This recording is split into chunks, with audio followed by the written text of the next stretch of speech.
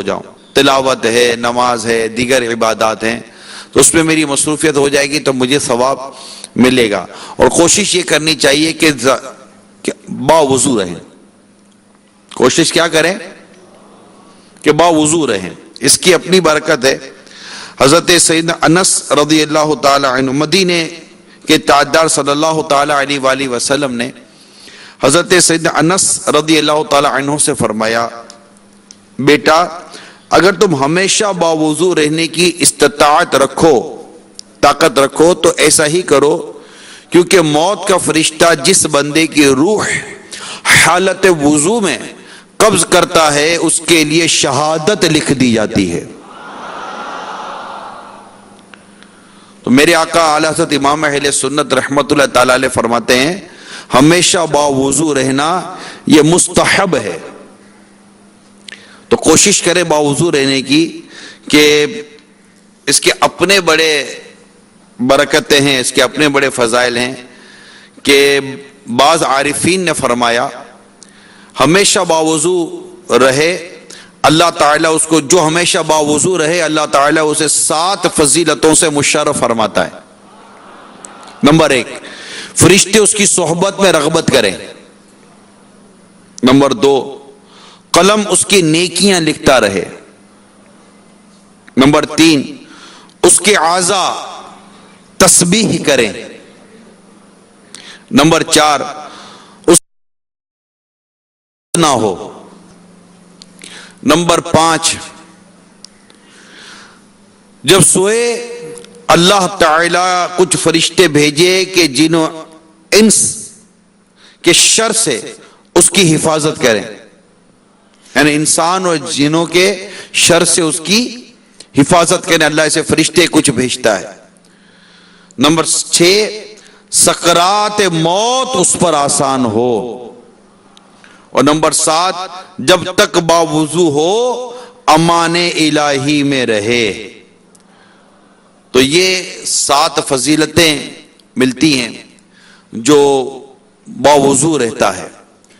اب اس کے لیے یہ کہ کھانے پینے میں بھی احتیاط کریں، پیٹ کا کفر مدینہ اللہ ہمیں نصیب کرے تو انشاءاللہ باوضو رہنے کی بھی سعادت ملے گی۔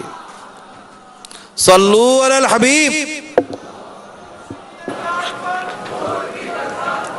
الحمدللہ رب العالمین، والصلاة والسلام علی سید المرسلین، اما بعد فاعوذ باللہ من الشیطان الرجیم، بسم اللہ الرحمن الرحیم، الصلاة والسلام علیک یا رسول اللہ، الصلاة والسلام علیک یا حبیب اللہ، الصلاة والسلام علیک یا نبی اللہ،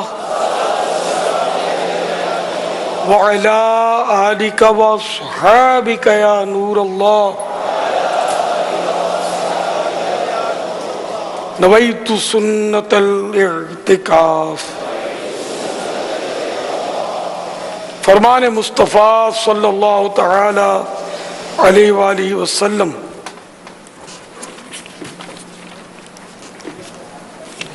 جس نے مجھ پر ایک بار درود پاک پڑھا اللہ عز و جل اس پر 10 رحمتیں نازل فرماتا، 10 گناہ مٹاتا اور 10 درجات بلند فرماتا ہے۔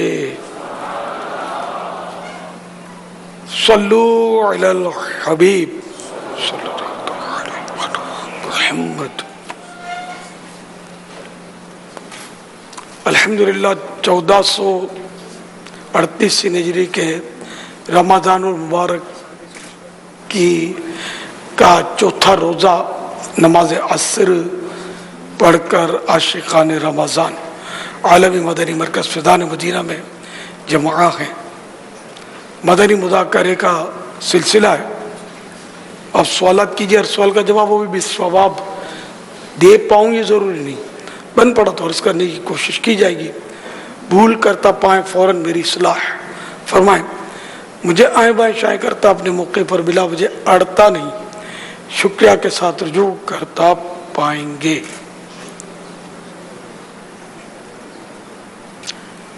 انشاء اللہ عز و جل. صلو علی الحبیب صلی اللہ تعالی علیہ وسلم. جب کھانا کھاتے ہیں تو بسم اللہ کہتے ہیں. پانی پینے کے بعد الحمدللہ کہتے ہیں. اگر کوئی مصیبت پہنچ جائے تو اس کی بھی کوئی دعا ہوتی ہے. گھر سے نکلتے وقت بھی دعا ہے. دودھ پینے کے بعد بھی وہ دعا پڑھی جاتی ہے. امیر اہل سنت آپ یہ ارشاد فرمائیے چھینک آ جاتی ہے تو اس وقت کیا پڑھے اور سننے والا کیا کہے. پھر جواب سن کر بھی کچھ کہنا ہے یا نہیں. ماشاء اللہ. یہ مدنی منڈا تو چھینک مار کے مسکرا رہا تھا. جب چھینک آئے تو اس وقت کیا کرنا چاہیے ہے نا. دو فرامین مصطفیٰ صلی اللہ تعالی علیہ وآلہ وسلم. نمبر 1، اللہ عز و جل کو چھینک پسند ہے اور جماہی ناپسند ہے. جمائی کو پنجابی غالباً جوائی کہتے ہیں. جوائی اوباسی. ہاں اوباسی یوں کرتے نا، یہ اوباسی کہلاتے. اب یوں بھی سب نہیں کرتے، یوں کرنا چاہیے اسے. آڑے ہاتھ پشت، پھر اس کی کب سیدھے ہاتھ کی کب الٹے ہاتھ کی. چلو ضمن نرس کر دوں. نماز میں جب یعنی یہ ہوتی ہے شیطان کی طرف سے، اس انبیاء کرام کو نہیں آتی علیہم الصلوۃ والسلام. تو جب بھی یہ آئے تو اس میں آواز نہیں پیدا ہونی چاہیے. او کر کے کرتے نا تو یہ شیطان قہقہ مار کے ہنستا ہے. تو جب جماہی آئے تو تصور کرنا چاہیے کہ یہ انبیاء علیہ السلام کو نہیں آتی تھی، تو انشاءاللہ رک جائے گی. مزید اس کے روکنے کا طریقہ یہ ہے کہ اوپر کے دانتوں سے نچلے ہونٹ کو دبا لے، یوں کر کے روکے. اچھا، یا وہ الٹے ہاتھ کی پشت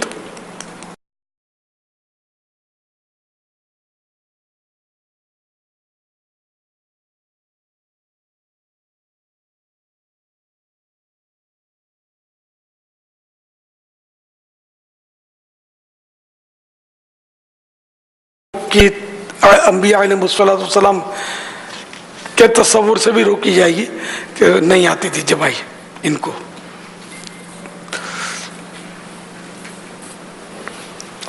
جمائی میں جو تھوک اڑتا ہے یہ شیطان کا جاگ ہے.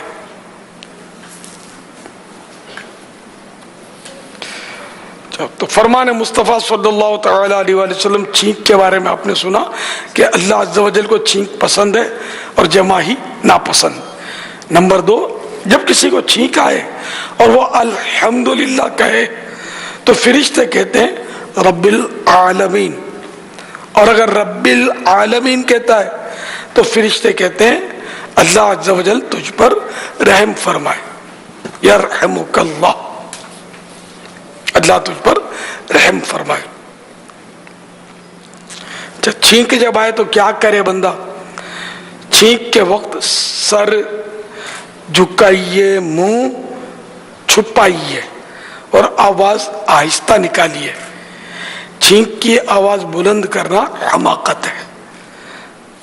بعض لوگ بہت زوردار چھینک کر مارتے ہیں، آگے پیچھے بھی اگر کوئی بیٹھا تو ہل جائے.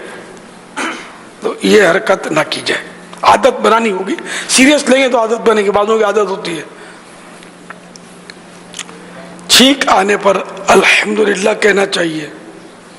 خزائن العرفان صفحہ نمبر 3 پر تحتاوی کے حوالے سے چھینک آنے پر حمد الہی کو سنت مؤکدہ لکھا ہے. یعنی الحمدللہ کہنا ہے، اللہ کی حمد کرنا، یہ سنت مؤکدہ لکھا ہے.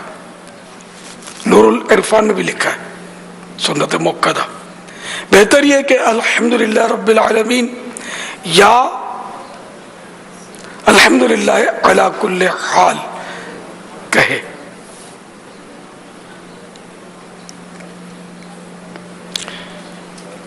چھینکنے والے کی حمد سننے والے پر واجب ہے کہ فوراً یرحمک اللہ کہے. اس کے معنی ہے اللہ عز و جل تجھ پر رحم فرمائے، اور اتنی آواز سے کہے کہ چھینکنے والا خود سن لے. جواب سن کر چھینکنے والا کہے یغفر اللہ لنا ولکم، یعنی اللہ عز و جل ہماری اور تمہاری مغفرت فرمائے.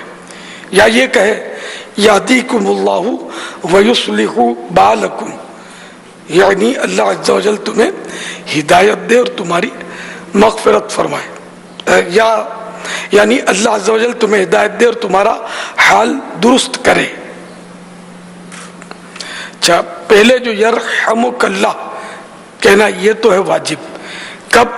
جب چھینکنے والا حمد کرے نا، اللہ چھینکا، کس کو چھینک آئی، اس نے کہا الحمدللہ، تو اب سننے والے کے لیے یہ واجب ہو گیا کہ وہ یرحمک اللہ کہے، اور اتنی آواز سے کہے کہ جس نے چھینکا وہ سن لے.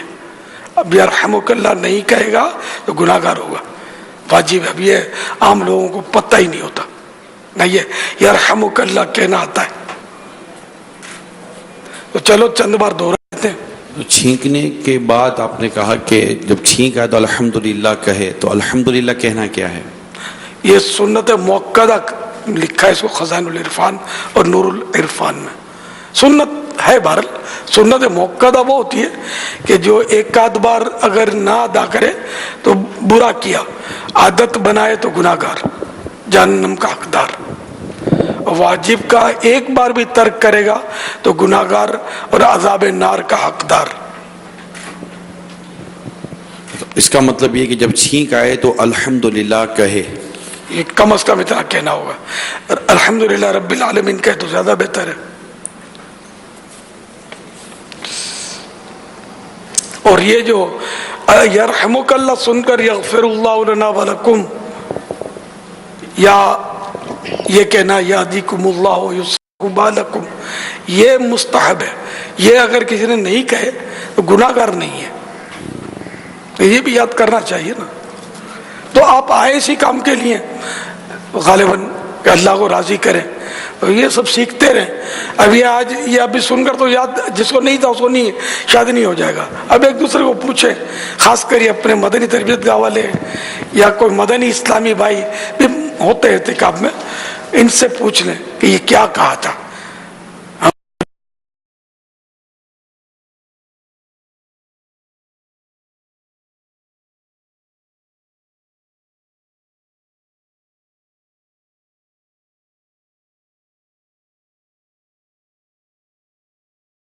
اس میں یہ مدنی پھول لکھے ہوئے ہیں. اس کو دیکھ کر آپ یاد کر لیجئے. تو کہیے یرحمک اللہ، یرحمک اللہ، یرحمک اللہ، یرحمک اللہ، یرحمک اللہ، یرحمک اللہ، یرحمک اللہ، یرحمک اللہ، یرحمک اللہ. ماشاء اللہ. وہ کہ جو جن کو چھینک آتی ہے تو وہ الحمدللہ کہنے کے بجائے جو آج کل کلچر ہے سوری کہتے ہیں، وہ اس پر توجہ کریں کہ یہ بہت پیاری سنت آپ سے چھوٹ رہی ہے. یعنی جیسے ہی چھینک آتی ہے سوری. اچھا جی کلچر ہے. اچھا میں نے نوٹ نہیں کیا. کلچر ہے. تو اس کو غور کریں کہ یہ سرکار دو جہاں صلی اللہ تعالیٰ علیہ وآلہ وسلم کی پیاری پیاری تعلیم و تربیت اور اسلام و دین کے یہ پیارے پیارے احکام و ثواب کمانے کے اتنے پیارے پیارے مواقع، اس کو چھوڑ کر آپ کہیں کہ سوری. کس چیز کی معذرت کر رہے ہیں آپ؟ یہ میرا گمان ہے کہ یہ اکیلے میں سوری نہیں کہتے ہوں گے، کوئی ہوتا ہوگا نا تو اس حساب سے کہ یار میرے کو چھینک آئی تو آپ کو تھوڑی تکلیف پہنچی ہوگی، آپ ڈسٹرب ہوئے ہوں گے، سوری. ہاں اس وجہ سے کہتے ہوں گے. بہرحال یہ کہنے کا سوری موقع نہیں ہے، بلکہ یہ الحمدللہ کہنے کا موقع ہے۔ ہم تو مطلب ہم اہل سنت ہیں، ہم کو ہر سنت اپنانی ہے جس کی شریعت نے ہم کو ترغیب دی۔ ایک کتاب میں پڑھا تھا کہ یہ چھینک جو آتی ہے اس کا سبب بھی یہ بنتا ہے کہ سانس کی نالی اس سے کھلتی ہے، تو یہ بھی حمد کا تقاضا کرتی ہے۔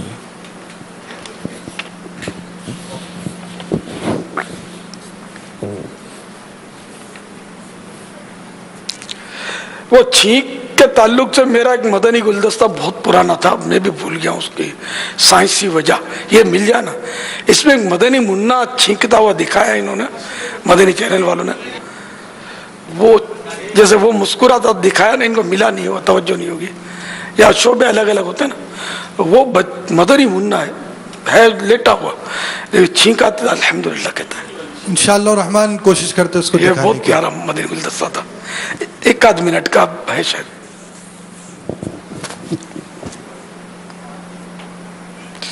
حضرت مولا کائنات علی المرتضی شیر خدا کرم اللہ تعالی وجہ الکریم فرماتے ہیں، جو کوئی چھینک آنے پر الحمدللہ علی کل حال کہے تو وہ داڑھ اور کان کے درد میں کبھی مبتلا نہیں ہوگا۔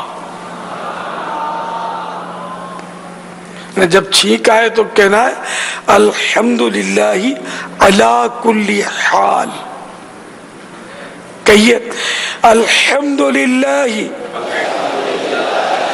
علی کل حال، الحمدللہ علی کل حال، الحمدللہ علی کل حال۔ ماشاءاللہ۔ چھینکنے والے کو چاہیے کہ زور سے حمد کہے تاکہ کوئی سنے اور جواب دے۔ نماز میں چھینکا ہے تو سکوت کرے، یعنی خاموش رہے، اور الحمدللہ کہہ لیا تو بھی نماز میں حرج نہیں، اور اگر اس وقت حمد نہ کی تو فارغ ہو کر کہے۔ آپ نماز پڑھ رہے ہیں اور کسی کو چھینک آئی اور آپ نے جواب کی نیت سے الحمدللہ کہہ لیا تو آپ کی نماز ٹوٹ جائے گی۔ مدنی منوں کو بھی چھینک پر الحمدللہ کہنا اور اس کا جواب دینا سکھانا چاہیے۔ ایسا سوال بھی مدنی منوں کے انداز کا ہی تھا، کرنے والے مدنی منی تھی غالباً۔ ماشاءاللہ۔ واللہ تعالی اعلم ورسولہ اعلم عز وجل، وصلی اللہ تعالی علیہ وآلہ وسلم۔ صلو علی الحبیب صلی اللہ تعالی علی محمد۔ سوشل میڈیا کے ذریعے سوالات تو ہمیں موصول ہو رہے ہیں۔ رضوان صاحب کہہ رہے ہیں سحری کا اختتام کا صحیح وقت کیا ہے؟ سحری کے اختتام، سحری کا آخری وقت جو ہے نا وہ یہی ہے کہ فجر کا وقت شروع ہو جائے، صبح صادق۔ روز یہ عام طور پہ بدلتا رہتا ہے، اس لیے ایک وقت تو بتا نہیں جا سکتا، ہر ملک کا ہر شہر کا اپنا اپنا وقت ہوتا ہے۔ تو مدنی چینل یہ اپنے دعوت اسلامی کی ویب سائٹ پر کم و بیش 27 لاکھ مقامات کے اوقات دیے ہوئے ہیں، جس میں نمازوں، پانچوں نمازوں کے اوقات، اوقات سحر و افطار، یہ سب آپ کو اس میں مل جائے گا۔ واللہ تعالی اعلم ورسولہ اعلم عز وجل، وصلی اللہ تعالی علیہ وآلہ وسلم۔ تو یہ صبح صادق ہونے سے پہلے کھانا پینا بند کرنا ضروری ہے۔ جیسے ہی صبح صادق ہو گئی، وقت کھانے پینے کا ختم ہو گیا، روزہ شروع ہو گیا۔ اذان کا اس سے کوئی تعلق نہیں ہے، اذان تو صبح صادق کے بعد ہی دینی چاہیے کہ یہ نماز کے لیے ہوتی ہے، نہ کہ روزہ بند کرنے کے لیے۔ سائرن بھی صبح صادق سے پہلے پہلے ختم کر دینا چاہیے اس کی آواز، ورنہ روزے لوگوں کے خراب ہوں گے۔ واللہ تعالی اعلم ورسولہ اعلم عز وجل، وصلی اللہ تعالی علیہ وآلہ وسلم۔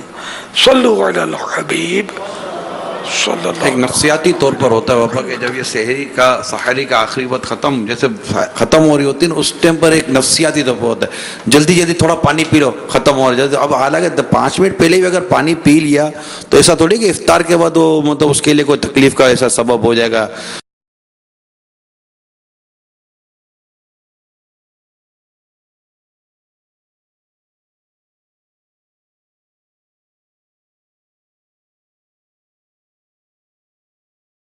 تعالیٰ ایک تسلی کے ساتھ آپ کا روزہ بند ہوگا اور مدینہ ہو جائے گا. اور روزہ بند کر بھی لیا کسی نے اور ابھی جیسے مثال کے طور پہ آپ نے 5 منٹ پہلے پانی پی لیا اور روزہ بند کر لیا کہ میں نے روزہ بند کر لیا, اب بھی 5 منٹ جو ہے نا تو سمجھو کہ 2 منٹ کے بعد پھر پیاس لگی اور پی بھی لیا تو اس روزے پر اب اثر نہیں پڑے گا. یہ نہ سمجھے کہ روزہ بند کر لیا تو اب یہ لاک ہو گیا, اب کھائیں گے پیئیں گے تو روزہ نہیں ہوگا, تو ایسا نہیں ہے. یعنی اس کا اینڈ وہی صبح صادق. احتیاط یہی ہے کہ 4-5 منٹ پہلے آدمی کھا پی کر فارغ ہو جائے. خاص کر رمضان شریف کا روزہ تو فرض ہے, اس میں زیادہ احتیاط ہونی چاہیے. بھلے 10 منٹ پہلے بھی کھا پی لیں تو اور اچھا ہے, کہ بعض ملکوں میں تو اوقات کے ٹھکانے بھی نہیں ہوتے, ٹائمنگ کے. میں نے تو نوٹ کیا نا, کوئی بھروسہ نہیں ہوتا. ہمیں اپنا خیال رکھنا چاہیے اپنے نماز روزوں کا. اسی طرح افطار کے بھی ٹھکانے نہیں ہوتے, اذانیں بھی وقت سے پہلے بھی. باہر ملکوں میں تو حالات ایسے ہیں کہ کوئی بولنے والا بھی نہیں ہے, ہمت ہی نہیں ہوتی ہوگی کسی کی بولنے کی, ایسی اوقاف کی اور پکڑ ہوتی ہے. ہمارے ہاں تو پھر بھی لوگ وہ کوکو اور شور مچاتے ہیں, تو خیر یہ بھی غلط کرتے ہیں. سمجھانا اپنی جگہ پر اچھی بات ہے, شور مچانا مسجد میں بری بات ہے. تو لیکن ایک بات بولتا ہوں کہ پتہ ہی نہیں ہوتا, لوگوں کو پڑھی بھی نہیں ہوتی. ایک جگہ کسی مسجد میں گیا تھا میں, تو وہیں کے اسی ملک کے ٹائم ٹیبل کے مطابق وقت نہیں ہوا تھا, اذان ہو گئی. اب وہ میں بیٹھا ہوا تھا, وہ افطار جو کرتے ہیں کئی سال پرانی بات ہے, تو اب کھجور تو میں نے خیر اٹھا لی تھی. اب وہ میرے اشارے کر رہے تھے, لوگ کھاؤ افطار کرو. کیسے کھاؤں یار, میں جھگڑے بھی کیسے مول لوں ان لوگوں سے, میں کیسے کھاؤں. یہیں کی جو اوقاف کی طرف سے جو دیا ہوا ہے ٹائم ٹیبل, اس کے مطابق اذان نہیں ہو رہی. یہ مطلب ہے, اس سے مطلب حالات ہیں کہ 1 منٹ کی کوتاہی یا غفلت یا بے پرواہی کی وجہ سے لوگوں کی کیا نمازیں کیا روزے برباد کر رہے ہیں لوگ. آخرت میں کیا ہوگا, اللہ تعالیٰ ایمان سلامت رکھے. صلو علی الحبیب صلی اللہ تعالی علی محمد. ایسے ملک میں بھی مروت میں مار کھانے کی ضرورت نہیں ہے. آدمی اپنے فرائض کو اسی کے وقت کے مطابق ہی کرے, کہ سارے لوگ کر رہے ہیں اور سارے لوگ تو اب نماز ہی نہیں پڑھ رہے. یوں سارے سے مراد غالب اکثریت نماز نہیں پڑھ رہی, تو اب کیا نماز معاف تھوڑی ہو جائے گی ساری. بلکہ اب تو معاذ اللہ روزے بھی ایک تعداد ہے جو نہیں رکھ رہی. تو یہ نہیں رکھ رہے, جس کو اتنے سارے نہیں رکھ رہے, تو کیا غلط کر رہے ہیں؟ ہاں غلط کر رہے ہیں. اگر 100% لوگ بھی نماز اور روزہ چھوڑ دیں گے تو یہ 100% بھی غلط ہی کر رہے ہیں. جو حکم شریعت ہے وہی درست ہے. ہر بات میں عوام کے عمل کو نہیں دیکھا جاتا. صلو علی الحبیب صلی اللہ تعالی علی. عمران بھٹی صاحب ہیں, اگر توڑے گئے روزوں کی تعداد معلوم نہ ہو تو کفارہ کس طرح ادا کیا جائے؟ ہر صورت میں روزہ توڑنے پر کفارہ بھی نہیں ہوتا, اس کی صورتیں ہیں. یہ بہار شریعت میں لکھی ہے, فضائل رمضان میں لکھی ہے تفصیلات اس کی. ذیشان حیدرآباد, روزے کی حالت میں خون ٹیسٹ کروا سکتے ہیں؟ کروا سکتے ہیں. منظور علی, روزے کے دوران غسل کر سکتے ہیں؟ کر سکتے ہیں. عرفان میمن, پیارے باپا جان, داڑھی کی حد کہاں تک ہے, گال پر کہاں تک خط بنا سکتے ہیں؟ داڑھی کی حد جو ہے نا, یہ ٹھوڑی کے نیچے سے, بعض لوگ یہاں سے ناپتے ہیں تو یہ صحیح نہیں ہے. یہ یہاں جو بال لٹک رہے نا وہ مٹھی میں لے لے. اب یہ جیسے 2-4 بال آ گئے تو اس کو کاٹ دے. ایک مٹھی سے کم نہیں رکھنی چاہیے. اسی طرح یہاں سے بھی ایک مٹھی, یہاں سے بھی ایک مٹھی. اور یہ گال کی حد جو ہے نا، جیسے یہ آنکھ ہے نا، یہ یہاں سے گئے نا، یہ یہاں کا آپ کو ابری ہڈی، یہ ساری جو ہے نا یہ قلم کہلاتی ہے. اوپر اس کے جو بال ہے قلم، یہ آنکھ کی ہڈی، یہ یہاں سے یہ لکیر جا رہی ہے، پوری ہڈی ہے یہ یہاں گیا. یہ ہڈی کے اوپر کے جو بال ہے نا، یہ سارا حصہ قلم کہلاتا ہے. یہ دونوں قلم ہے. تو یہ قلم کے بال داڑھی میں شامل نہیں ہے، قلم کے نیچے کے بال داڑھی میں شامل ہے. تو یہ قلم کے نیچے کے بال بھی کاٹ نہیں سکتے، ایک مٹھی سے کم اس کو بھی نہیں کر سکتے. تو یہاں سے یہ گال جہاں یہ بال جمنے شروع ہوئے، تو بعض بال بہت ہلکے ہوتے ہیں جو یہ بالکل داڑھی سے الگ نمایاں ہو جاتے ہیں، تو وہ کاٹنے میں حرج نہیں ہے. باقی یہ گال کے بال جو گالوں پہ جمتی ہے داڑھی، بعض لوگ بہت اندر کھانچے کر دیتے ہیں. اب تو طرح طرح کی تراش خراش لوگوں نے نکالی ہوئی ہے داڑھی میں. تو یہ نہیں، مطلب میرے آقا صلی اللہ تعالیٰ علیہ وآلہ وسلم نے کبھی خط نہیں بنایا. پیارے آقا صلی اللہ تعالیٰ علیہ وآلہ وسلم کا خط مبارک قدرتی طور پر بنا ہوا تھا.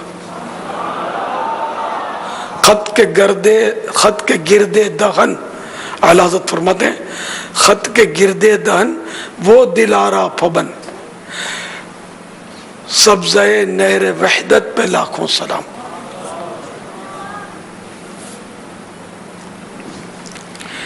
شایان رضا، جو جسم پر تیل ہوتے ہیں ان کے بارے میں لوگ بولتے ہیں جس کے ہاتھ پر ہوتا ہے وہ بہت امیر ہوتا ہے، جس کی شہادت کی انگلی پر ہوتا ہے وہ حج اکبر کرتا ہے. آپ بتائیں کیا سچ ہے؟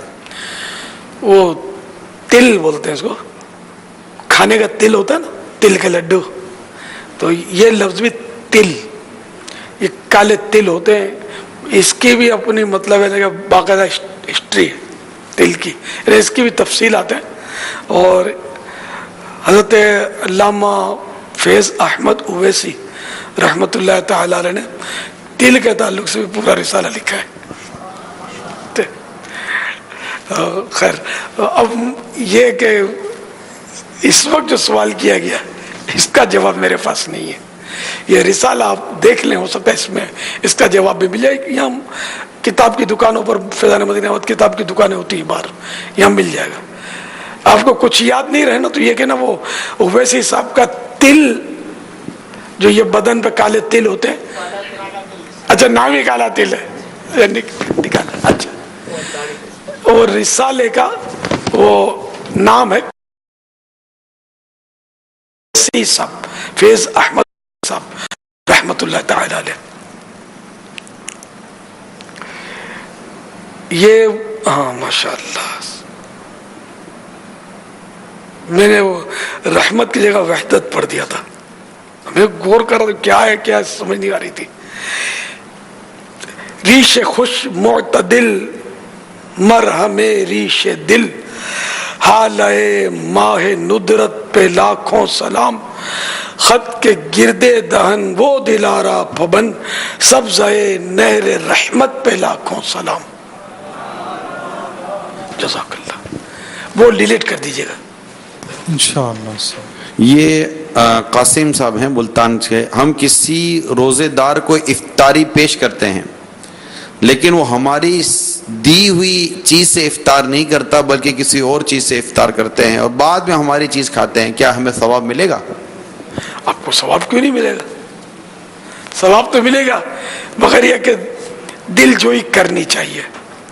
اگر کوئی پیش کرے اور کوئی وجہ نہ ہو، اب جیسے کسی کو آپ نے کھجور دی تو اب وہ اس لیے اس کھجور سے افطار نہیں کرتا کہ وہ کھجور اس کو موافق نہیں ہے، اس کے منہ میں چھالے پڑتے ہیں، بعض وہ چھالے پڑتے ہیں، مجھے چھالے پڑتے ہیں کھجور سے، تو ایک آدھ چل جاتی ہے کبھی کھا لی تو، لیکن نہیں مجھے موافق نہیں ہے.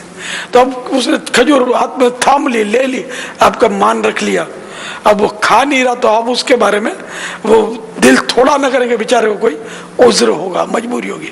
یا مغرب کی نماز سے پہلے میں سولڈ چیزیں نہیں کھاتا، بچتا ہوں اس سے کہ کھجور کوئی بھی چیز دانتوں میں پھنسے گی. کھانا جائز ہے 100%، लेकिन फिर मुंह साफ करना पड़ेगा, नमाज के लिए मुंह साफ करना होगा, वरना ये दांतों में भरा हुआ हो ना तो ये फरिश्तों को इससे तिलावत जब करता है बंदा तो ऐसी तकलीफ होती है जैसी तकलीफ किसी चीज से नहीं होती, हदीसों में ये तो साफ करना इसका यानी कि अहम है बहुत, कि दांतों से सब ये निकाल दे। तो ये लोग ये खाते पीते भाग के सफों में खड़े हो जाते, साफ तो खुदा जाने किस तरह कौन करेगा। तो इसीलिए हमने ये पानी का और ये केले भी मजबूरी है, मैं केले भी नहीं खाता, केले भी आगे पीछे दांतों पे मसूड़ों पे चिपक जाती है कुछ ना कुछ, इससे मैं नहीं खाता इसको, ये यानी कि जबकि फौरन नमाज पढ़नी है।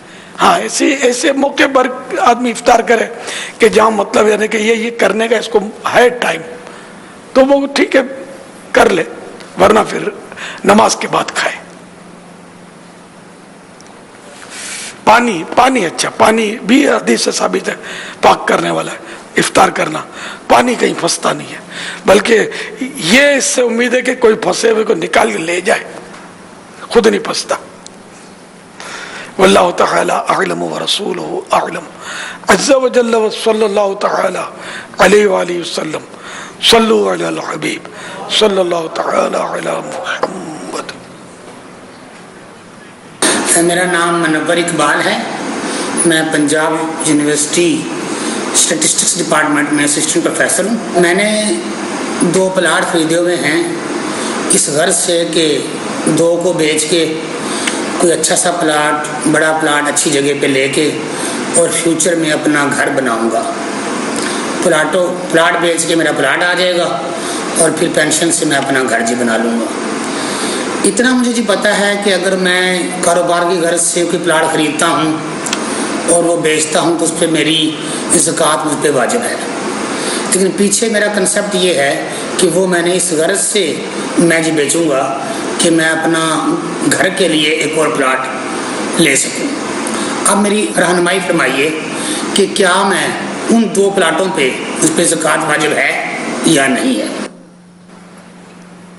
देनी होगी, क्योंकि वो खरीदा है बेचने।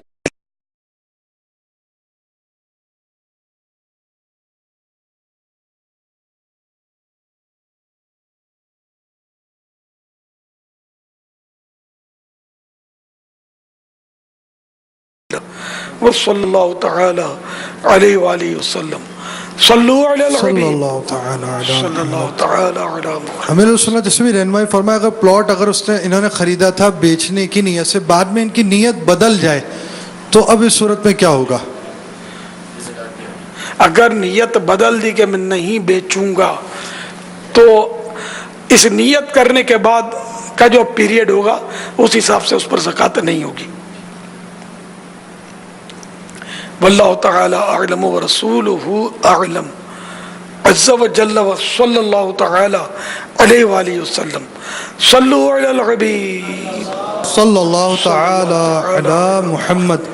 सरकार गौसे आज़म रहमतुल्लाहि तआला अलैह फरमाते हैं, मैं अपने मुरीद बल्कि इनके मुरीदों का 7 पुश्त तक हर एक मामले का जिम्मेदार हूँ। अगर मेरे मुरीद का सत्र मशरिक में खुल जाए और मैं मगरिब में हूँ तो मैं उसको छुपाने वाला हूँ। मीठे मीठे इस्लामी भाई मदनी चैनल के नादरीन, आलमी मदनी मरकज़ फैज़ान मदीना में माह रमज़ान का एहतिकाफ़ करने वाले आशिकान रसूल और दीगर आशिकान रसूल जो मुख्तलिफ़ शहरों मुख्तलिफ़ जगहों से आए हैं, इसी तरह हमारे दरमियान कमालिया ज़िला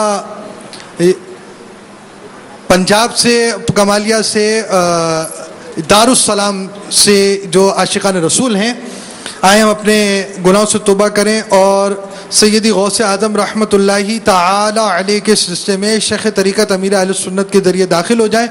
अमीर अहले सुन्नत जो अल्फाज अदा फरमाए आप भी दोहराएं, इसकी बरकत से आप सिलसिला आलिया कादरिया अत्तारिया में दाखिल होंगे।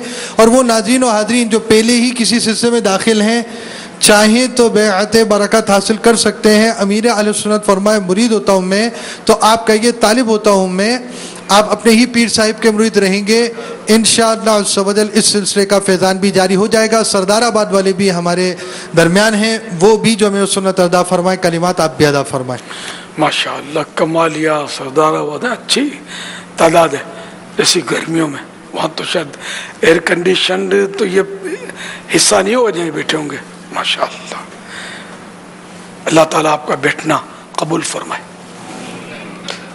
माशाअल्लाह। सलातु वस्सलामु अलैका या रसूल अल्लाह व अला आलिका व अस्हाबिका या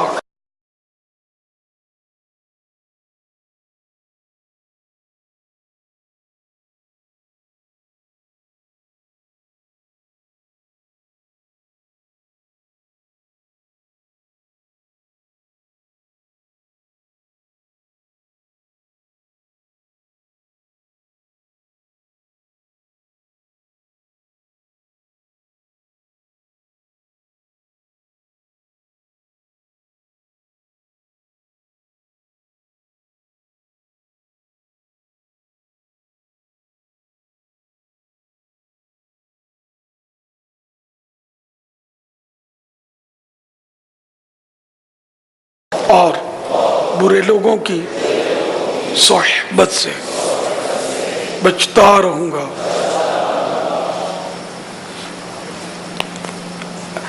ऐ अल्लाह मेरी इस तौबा को कबूल फरमा और मुझे मेरे वादे पर साबित कदम रख। मुरीद होता हूँ मैं खानदाने आलीशान कादिरिया रज़ाविया में मैंने अपना हाथ आपके हाथ दिया और आपके जरिए से सरकार बगदाद हुजूर गौसे पाक रदी अल्लाह तआला अन्हु के हाथ में दिया। ऐ अल्लाह मुझे जनाबे गौसे आज़म के मुरीदों में कबूल फरमा और कल क़यामत में गौसे पाक के गुलामों में उठा। सलातु वस्सलामु अलैका या नबी अल्लाह व अला आलिका व अस्हाबिका या नूर अल्लाह। ये राशिद बिलाल अहमद हैं, मुझ में हसद की बीमारी है। गुनाह का इजहार नहीं करना चाहिए। हसद की बीमारी है तो इसका इलाज करना चाहिए। जो हल मांग रहे हैं, हाँ, इसका इलाज ये हसद नामी रिसाला मकतबतुल मदीना ने छापा है, ये पढ़िए, उसमें इलाज दिए हुए हैं। पहले तो हसद की तारीफ समझ लीजिए कि हसद उसको कहते हैं कि जैसे किसी के पास कोई नेमत है तो ये तमन्ना करना कि इसकी नेमत इससे जाती रहे, यह है हसद। और हसद नेकियों को इस तरह खा जाता है जिस तरह आग लकड़ी को। तो हसद की इन तबाहकारियों पर नज़र करे, फिर ये समझ, ये ज़हन बनाए कि जो भी इसको दिया ये रब ने दिया है। तो जो भी किसी को थोड़ा मिला, किसी को ज़्यादा मिला, ये सब अल्लाह ताला की तक़सीम से मिला है।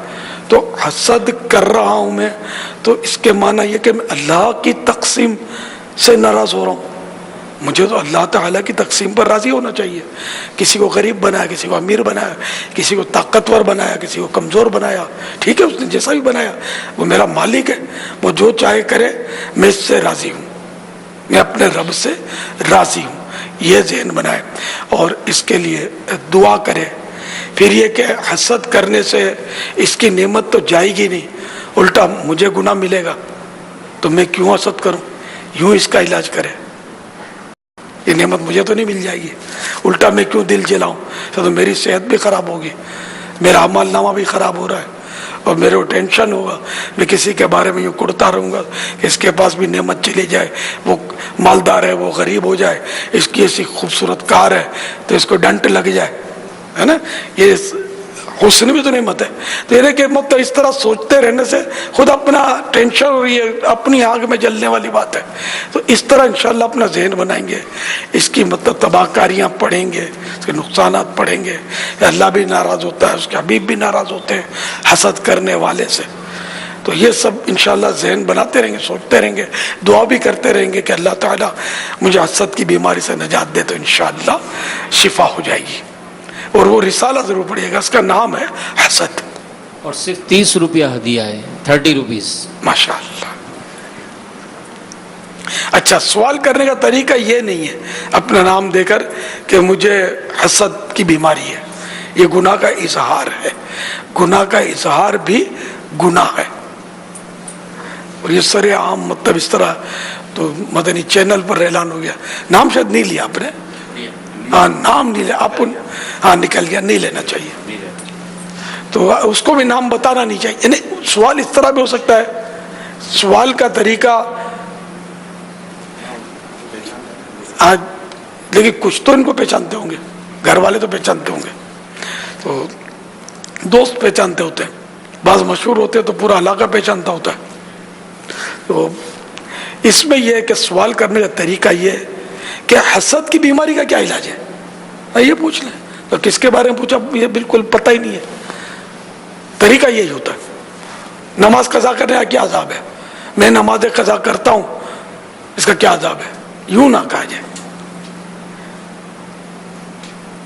वल्लाहु तआला अअलम व रसूलुहु अअलम अज़्ज़ा व जल्ल व सल्लल्लाहु तआला अलैहि व आलिहि वसल्लम। सल्लु अलल हबीब सल्लल्लाहु तआला अला मुहम्मद।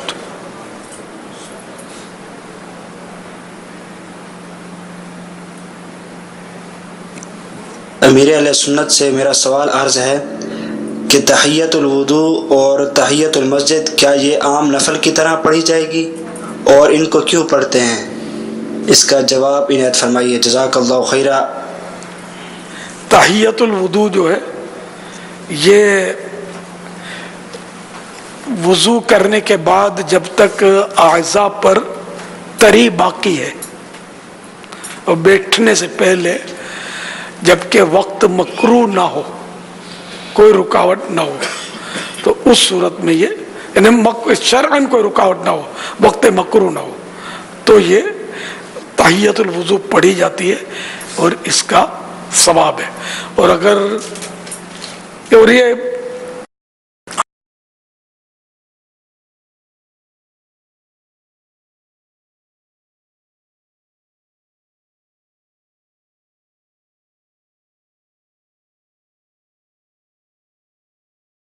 इससे पहले कोई नमाज पढ़ ली तहियतुल मस्जिद, या देखे जैसे सुन्नतें पढ़ ली जाकर, तो ये भी तहियतुल मस्जिद इसमें आ गई। और अगर नमाज का वक्त नहीं है तो 4 मरतबा तस्बीह पढ़ ले, या वुजू नहीं है तो मस्जिद में दाखिल हुआ तो, और वो बैठने से पहले, माफ कीजिए, वो तहियतुल मस्जिद की के बैठने से पहले पढ़नी है, वुजू के लिए नहीं है, मैं भूल गया था। वुजू के लिए कि आज़ा वुजू पर तरी बाकी हो, वो घर में भी पढ़ी जा सकती है वुजू करके जबकि वक्त मकरू ना हो। और तहियतुल मस्जिद में ये है कि किसी मस्जिद में दाखिल हो तो एक बार पढ़नी है पूरे दिन में, और वो बैठने से पहले पढ़े तो अच्छा है। बैठ गया फिर भी पढ़ सकता है, लेकिन बेहतर ये है कि बैठने से पहले पहले पढ़ ले जबकि वक्त मकरू ना हो। और अगर वुजू नहीं है या वक्त मकरू है तो वहाँ 2 रकात उस वक्त ये नहीं पढ़ सकेगा, तो इसमें फिर 4 मरतबा ये पढ़ ले, सुबहानल्लाह वल्हम्दुलिल्लाह वला इलाहा इल्लल्लाहु वल्लाहु अकबर। देख ले कोई अगर सही। अल्हम्दुलिल्लाह वल्लाहु तआला अअलम व रसूलुहु अअलम अज़्ज़ा व जल्ल व सल्लल्लाहु तआला अलैहि व आलिहि वसल्लम। सल्लु अलल हबीब सल्लल्लाहु तआला अला मुहम्मद। मेन जो अहम शहर होते हैं इनमें ट्रैफिक काफ़ी इन औकात में बिलखुसूस ज़्यादा होता है, क्योंकि लोग घरों पर जाने की इफ्तार के टाइम पर। अब ہر شخص کوشش یہ کرتا ہے کہ میں آگے نکل جاؤں، اس میں نہ کوئی قانون کا لحاظ رکھا جاتا ہے، نہ کوئی اصول، نہ حقوق العباد کے حوالے سے کوئی سوچ بنتی ہے. تو اول تو یہ کہ ایسے موقع پر کرنا کیا چاہیے. دوسرا یہ ارشاد فرمائے کہ یہ کیا ضروری ہے کہ میں افطار گھر جا کر ہی کروں؟ کیا اگر راستے میں مغرب ہو گئی تو اس پہ روزے پہ کیا فرق پڑے گا؟ ظاہر ہے کہ افطار تو گھر میں کرنا ضروری تو نہیں ہے، تو مدینے کیسے جاؤ گے؟ اچھا یہ کھانے پینے کے شوق ہے تو پھر مسجد نبی میں کھانا تو بہت ملتا ہے، اور وہاں ٹریفک سے بھی آپ کا واسطہ، ظاہر ہے آپ تو گاڑی بھگا نہیں سکیں گے وہاں. تو بہرحال یہ کہ اپنے پاس گاڑی میں پانی، بعض لوگ اکثر دیکھا بوتل ہوتی ہے پانی کی، گرمیوں میں خاص کر رکھتے ہوں گے، تو اسی تو پانی پی لیں. جب یقین ہو جائے غروب آفتاب کا تو پھر کھا پی لیں جب موقع مل جائے. باب المدینہ میں تو بعض جگہ پر لوگ یہ پھل فروٹ لگا کے بیٹھے ہوتے ہیں، اب بیچارے بلا رہے ہوتے ہیں کہ آ جاؤ کھا لو، ان کی دعوت قبول کر لیں، تو کھا پی لیں. وہاں کھانا پینا تو شرط نہیں ہے، مطلب پانی کا گھونٹ پی لیا وہ بھی کافی ہے، ایک کھجور کھا لی وہ بھی کافی ہے. تو روزہ تو اس سے بھی کھل جائے گا. گھر جانا شرط نہیں ہے، گھر جانے کے لیے نفس کی برحال ڈیمانڈ ہوتی ہے کہ میں گھر جا کر مزے سے کباب سموسے کھاؤں، لیکن اب اس کی وجہ سے مسلمانوں کی دل آزاریاں کرنا، پھونپوں بجا کر دوسروں کو تشویش میں مبتلا کرنا، گاڑی تیز بھگا کر اپنی اور دوسروں کی جانیں خطرے میں ڈالنا، پھر سگنل توڑنا یہ بھی قانونی جرم ہے، یہ خطرناک ہے. اس سے ایکسیڈنٹ بھی ہو جاتے ہوں گے. سگنل بند سمجھ کر دوسرا روڈ کراس کر رہا اور آپ نے جا کر اس سے ٹکرا گئے خدا نخواستہ، تو آپ کو بھی پریشانی، اس کو بھی پریشانی، ہو سکتا ہے کہ کسی کی اس میں جان بھی نکل جائے، ہاتھ پیر بھی ٹوٹ جائے، پھر بہت لمبی تاخیر ہو جائے. تو ایسا نہیں کرنا چاہیے. مسلمانوں کو ہر حال میں صبر سے کام لینا چاہیے. عبادت پر صبر کرنے کی بھی اپنے ثواب ہے، افطار کرنا ثواب کا کام ہے، لیکن چونکہ گھر پر جا کر کوئی اس کی خصوصیت تو ہے نہیں. گھر پر جانا یہ نفس کا مطالبہ ہے، شریعت کا مطالبہ تو ہے نہیں کہ گھر پر ہی آپ افطار کرو گے تو ہوگا، ایسا تو نہیں ہے. بلکہ جماعت مغرب کی جانی بھی نہیں چاہیے افطار کی وجہ سے. یہ نہیں کہ آپ گھر پہ جا کر وہ کھانا پینا کرتے رہے، مغرب کی نماز کی جماعت نکل جائے گھر میں ہی پڑھ لیں اکیلے، یہ بھی نہیں ہونا چاہیے. مسجد میں اگر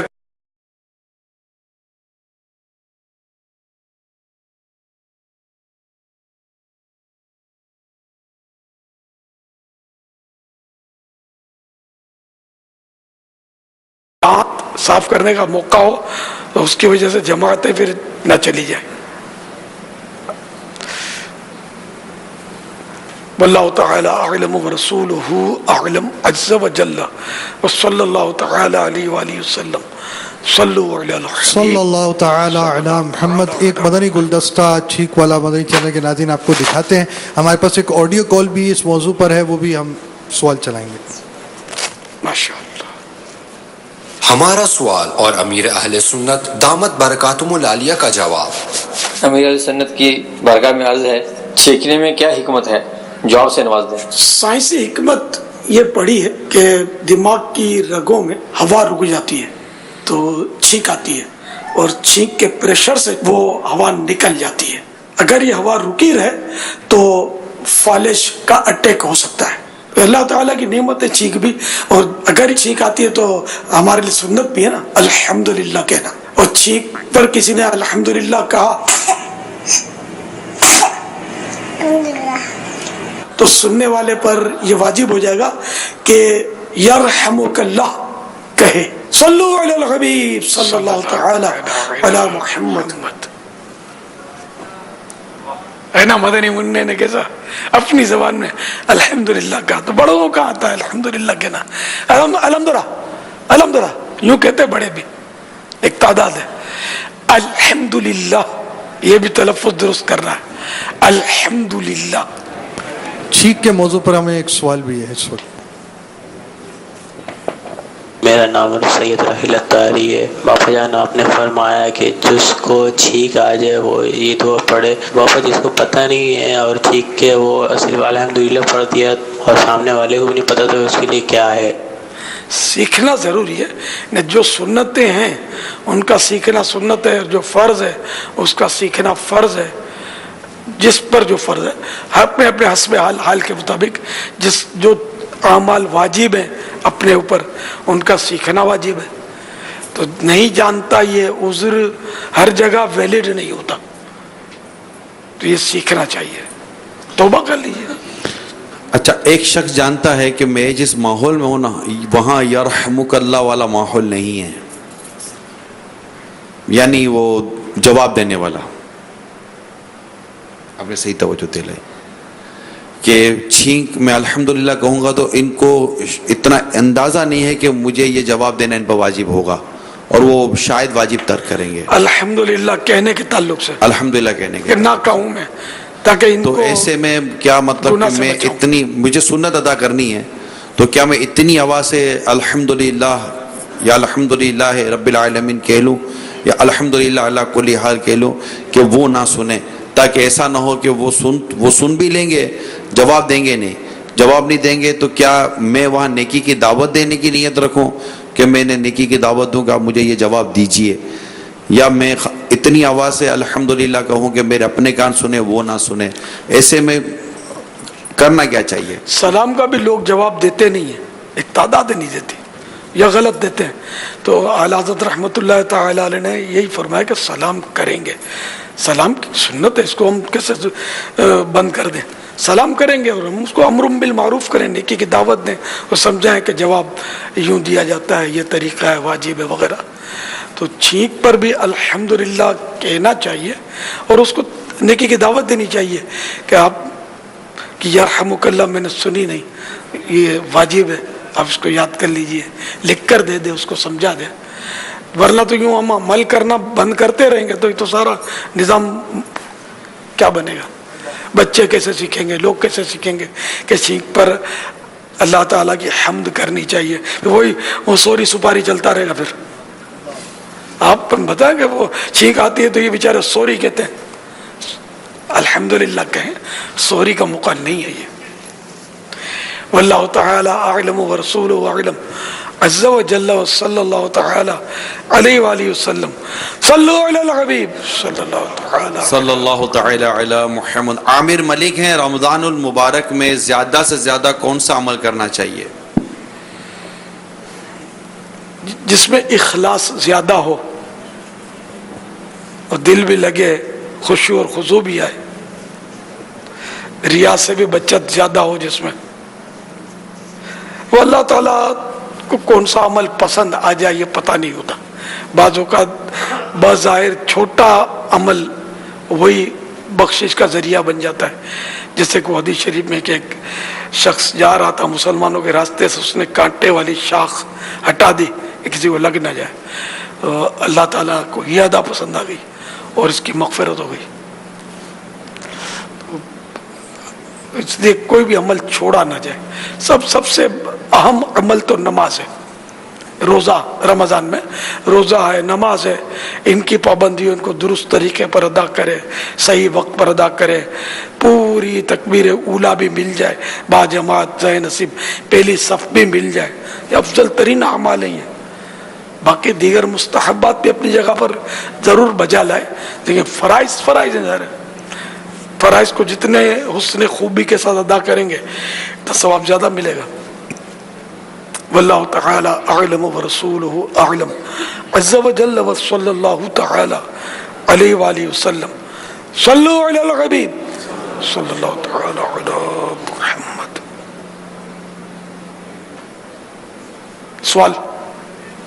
محمد شہزاد اتاری ضیا کوٹ سے عرض کر رہا ہوں، پیارے پیارے میٹھے میٹھے ماہ کے مرشد کریم کی بارگاہ میں عرض یہ ہے کہ پیارے پیر مرشد لوگ نماز پڑھ رہے ہوتے ہیں، اکثر لوگ موبائل اور آپس میں گفتگو کر رہے ہوتے ہیں، تو اس کے بارے میں کیا حکم ہے؟ اقامت پڑھتے ہوئے بھی لوگ کچھ گفتگو کر رہے ہوتے ہیں، بعض جماعت نماز میں تلاوت قرآن کے دوران بھی گفتگو کر رہے ہوتے ہیں، इस पर इस्लाह फरमा दीजिए। बेहिसाब मग़फ़िरत की दुआ है। अल्लाह ताला अज़्ज़ व जल आपके सदक़े हम सब की मग़फ़िरत फरमाए। अस्सलामु अलैकुम व रहमतुल्लाहि व बरकातुहू। वालेकुम अस्सलाम व रहमतुल्लाहि व बरकातुहू। और तवाफ में भी मोबाइल फोन पर लगे हुए होते हैं, ये भी सुना है मैंने, बातें कर रहे होते हैं। बल्कि हो सकता है कि लाइव अपना तवाफ अपने घर वालों को दिखाते भी होंगे, फेसबुक पे दिखाते होंगे अपने पेज पे कि मैं तवाफ कर रहा हूँ, बहुत बड़ी इबादत में लगा हुआ हूँ। अल्लाह इखलास नसीब फरमाए और अपनी जो भी इबादत है वो अल्लाह करे कि हम वो सही आदाब के साथ बजा लें। अब मस्जिद के अपने आदाब हैं। मस्जिद में मोबाइल फ़ोन का इस्तेमाल करते वक्त ये बहुत ज़रूरी है कि दुनिया की बातें ना हो, ऐसी सूरत ना बने कि किसी इबादत करने वाले को तशवीश हो, नमाज पढ़ने वाले को तशवीश हो। तो ये वाकई ऐसा है। मोबाइल फ़ोन के अलावा भी लोग बातें कर रहे होते हैं। एक नमाज पढ़ रहा है, दो लगे हुए बातें, या एक नमाज पढ़ रहा है तो एक इधर से उसके सामने से यूँ देता है, दूसरा यूँ लेता है, वो इशारे कर रहा था, वो बीच में बेचारा, और नमाज पढ़ने वाले को पता नहीं वो अब क्या पढ़ रहा होगा और क्या याद रख रहा होगा। उसी मतलब अक्ल से नहीं सोचते कि एक नमाज पढ़ रहा है, इसको दो यहाँ बैठे हुए और बीच में नमाज पढ़ रहा, अभी एक लेन देन कर रहे हैं, तो गुजर क्या रही होगी इसके ऊपर कर रहे होते हैं। तो बंदा अपनी अक्ल से सोचे कि मतलब नमाज पढ़ते वक्त कोई ऐसा हरकत नहीं होनी चाहिए जिससे दूसरे को तशवीश हो। नमाज पढ़ने वाले को, जो नमाज नहीं पढ़ रहा वो एहतियात बहुत करे, बल्कि नमाज पढ़ने वाला भी अगर बराबर में कोई नमाज पढ़ रहा है तो अब उसको भी एहतियातें करनी है।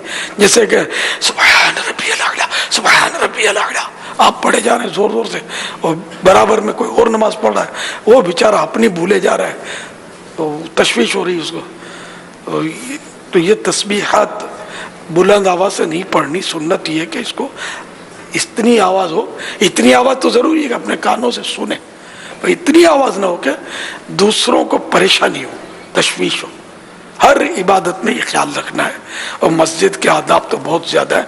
इसमें तो आला हज़रत रहमतुल्लाह तआला अलैह ने लिखा है कि मस्जिद में जब चले तो इतनी एहतियात करें कि पाँव की धमक भी पैदा ना हो। अब आपकी पाँव की धमक तो आप नहीं पैदा होने देते, धमाके करते हुए आसरा नहीं करते, जोर जोर से बातें कर रहे हैं, फ़ोन की घंटियाँ बजा रहे हैं, टोन बजा रहे हैं, क्या क्या कर रहे हैं। अल्लाह ताला हम सबको अक़्ल सलीम अता फरमाए। वल्लाहु तआला अअलम व रसूलुहु अअलम। अज़्ज़ा व जल्ल व सल्लल्लाहु तआला अलैहि व आलिहि वसल्लम। सल्लु अलल हबीब सल्लल्लाहु तआला अला मुहम्मद। मदनी चैनल के नाज़रीन और हाज़रीन, अब इंशाअल्लाह अज़्ज़ा व जल दुआए इफ्तार का सिलसिला होगा।